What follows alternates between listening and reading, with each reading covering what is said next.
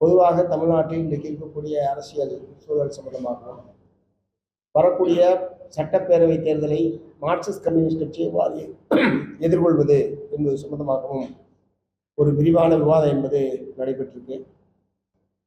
மாற்றுத்திறனாளிகளுடைய போராட்டம் என்பது நடைபெற்று வருகிறது.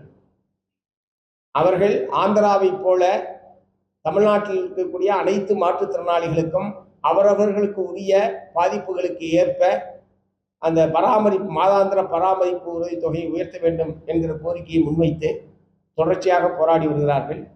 திராவிட முன்னேற்ற கழக அரசாங்கம் அமைந்ததற்கு பிறகு 2022ஆம் ஆண்டு ஒரு 500 ரூபாய் என்பது அனைத்து மாற்றுத்திறனாளிகளுக்கும் உயர்த்தப்பட்டது. கடந்த 3 ஆண்டு காலமாக எந்த விதமான உயர்வும் வழங்கப்படவில்லை.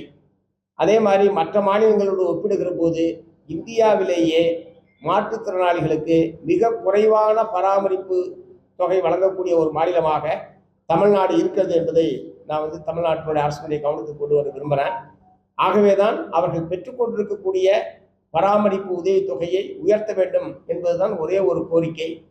ஆனால் நேற்றைய தினம் அந்த கோரிக்கையை முன்வைத்து போராடியவர்களை நள்ளிரவில் அவர்களை கைது செய்து நள்ளிரவில் பேருந்துகளில் ஏற்றி மண்டபத்துக்கு கொண்டு செல்வதாக சொல்லி மண்டபத்துக்கு கொண்டு செல்லாமல் 20 பேருந்துகளில் பல்வேறு சென்னை மாநகரத்தினுடைய பல்வேறு பகுதிகளுக்கு பிரித்து இரவில் பல மணி நேரங்கள் அலைக்கழித்து ஒரு மிகப்பெரிய மனித உரிமை மீறல் நடவடிக்கையில் தமிழ்நாடு காவல்துறை என்பது ஈடுபட்டது என்பது உண்மையான கண்டனத்துக்குரியது. அதற்கு காரணமான காவல்துறை அதிகாரிகள் யாராக இருந்தாலும் அவர்கள் மீது நடவடிக்கை எடுப்பதற்கு தமிழ்நாடு அரசாங்கம் முன்வர வேண்டும் என்று மார்க்சிஸ்ட் கம்யூனிஸ்ட் கட்சியின் சார்பில் நான் வற்புறுத்த விரும்புகிறேன்.